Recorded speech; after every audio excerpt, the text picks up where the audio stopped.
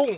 Okay, so today is Saturday and sa Monday, mag-shoot kami ng music video second music video ni Brennan. Magkakaroon ng mga konting adjustment kasi this time, meron na kaming model. Yung tema kasi ng music video niya, medyo kailangan ng extra na babae. So, ayun, hindi ko alam anong klaseng adjustment yung magagawa namin. Depende pag nandun na kasi ako rin naman yung magdadirect nun. Excited ako gawin tong project na to kasi for me, ito yung pangalawa sa pinakamaganda niyang gawa na kanta. Iba yung style nito kumpara dun sa unang music video na ginawa namin. I'm looking forward sa mga challenges sa Monday kasi medyo madadagdagan din yung crew namin. Nakapagpaalam na rin kami dun sa venue na balak namin pag shootan ng music video. Ang magiging challenge na lang dun is yung weather and kung meron pang mga extra na maninita dun. But I doubt kasi sabi naman ng bantay dun, as long as hindi naman kami yung talagang big production, gaya nito, maliit na camera lang naman yung gamit namin, hindi kami mapupuna dun. Para siyang sports field lang na merong area na parang maganda mag-picnic. So, yun yung dalawang target namin. One day shoot lang naman yun, kaya hindi naman siguro magiging mabigat sa Monday. Siguro half day yan, medyo ma-occupy, but let's go. Yung first and second music video na project ko, medyo kabado pa ako nun kasi ewan ko, parang feeling ko, yung kagaya nga nun, yung second music video, Sony naman yung gamit kaya sobrang ipa-familiarize ko pa, but nung unang music video naman, talagang wala. Puro search, tsaka pagkuha lang ng idea sa ibang music video yung ginawa ko dun. But ewan ko, itong pangatlong project na to, hindi na ako kinakabahan. Feeling ko sisiw na lang sa akin yun as long as makikipag-cooperate yung lahat, syempre. Nirerespeto naman nila ako kaya ang sarap makipagtrabaho din sa mga yun. Isa lang din naman kasi yung tropahan nila Lucy J tsaka ni Brennan kaya ayun. Sobrang komportable na rin ako gumalaw sa kanila. Okay, so hindi natuloy yung pag-shoot namin ng music video ni Brennan yesterday, Monday. Masama kasi yung pakiramdam niya tapos hindi rin muna available yung model. So okay lang naman. Para kahit papano I have another week to prepare.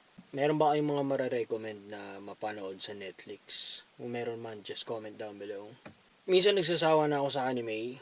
Feeling ko yung mga magagandang anime sa Netflix na manood ko na. Yung mga movie naman, minsan nahihirapan ako mag-commit manood ng movie kasi yung time na kino-consume pag nanood ng movie. Hindi ko alam kung kakain na ako, mag-skates muna. Parang gusto ko samantalayin yung weather. Like, ang gloomy ngayon and ayun, hindi mainit pero mahangin sa labas. Okay, let's go!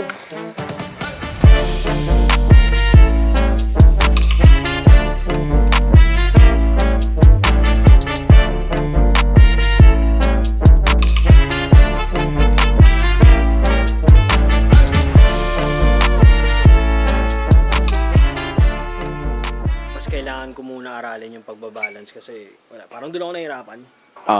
Yeah, color-coded, fully loaded, mind exploding. In the whip, couldn't notice my controllers in the grip. Marathon, I'm running races, higher power. Pagdating dito sa pagbablog, tapos sa pag-shoot ko ng mga music video, siguro mga 10 years ago, hindi ko na-imagine na ito yung pinaka gusto ko gawin ngayon. Yung tipong yung videography pa talaga yung pinaka kukuha ng interest ko.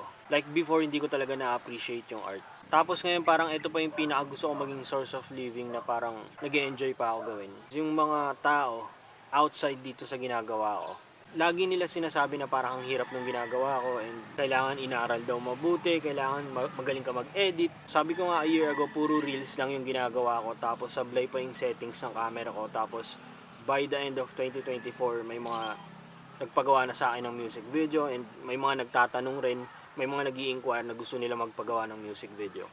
Sa lahat ng proseso na yun, yung pinaka nag-enjoy talaga ako sa lahat, yung natuto ko from experience. Simpleng mga bagay like mga outing, kahit mga simpleng gawain bahay lang, ginagawa ko ng montage, ginagawa ko ng video. Nandun kasing interest ko tapos gusto ko talagang practicein yung craft na yun. Isa pa sa natutunan ko is hindi necessary na nag-aral ka, like from a grad school na nag-aral ng cinematography or filmmaking. I'm not saying na pwede ko ikumpara yung sarili ko sa mga nag-aral. Iba yun.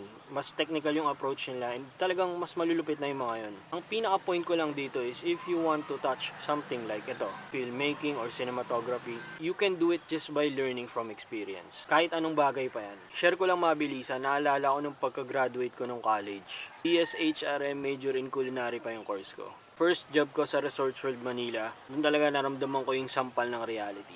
Yung isang sous chef doon, naalala ko, nung time na pagdating ko doon sa Resorts World, 5 years ago, Sa talyer lang siya nagtatrabaho. Alalay lang siya sa talyer ng tatay niya. Tagahugas din siya ng plato sa Resorts World, tapos pinag-try yata siya magpakita ng skill sa pagluluto.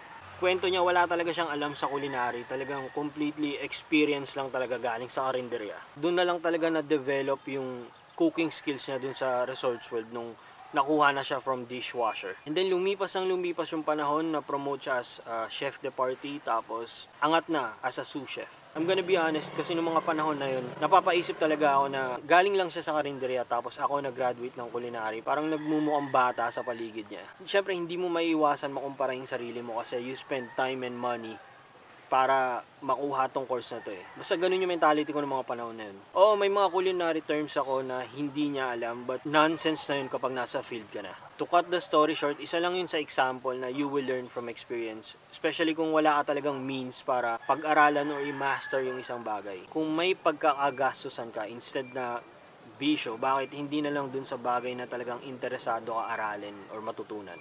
Sa akin ngayon, para mas mapasok ko yung professional world, pinag-iipunan ko talaga yung medyo high-end na camera. Ito kasing camera na to talagang sobrang luma niya na, tapos nirelease pa to almost 15 or 12 years ago. Yung pinag-iipunan kong equipment ngayon or camera ngayon is talagang pwede ko na siya mas magamit on a pro level. Sa ngayon kasi na ma-maximize ko na yung potential ng camera na to, but there are scenarios talaga na hindi ko siya pwede magamit kagaya ng mga low light condition.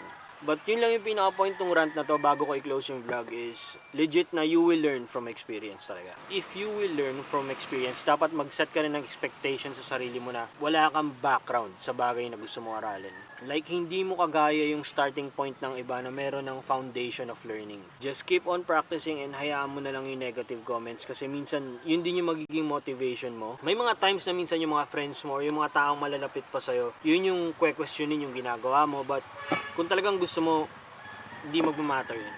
So yun lang, napakahaba na ng rant ko dito. Kailangan ko na umuwi kasi umiinit na rin. And then mag-edit pa ako ng music video na shoot namin kahapon ni Brennan. Hindi ko na na-vlog or nagawa ng behind the scene yung pag-shoot namin kahapon kasi sobrang init, sobrang hassle. Anong oras kami nakapagsimula. Tapos ni-require pa kami manghingi ng permit. Ang ending lang din naman, dito rin kami mag-shoot sa loob ng subdivision. But overall, successful naman. And nakadepende na lang talaga yun kung paano ko siya i-edit.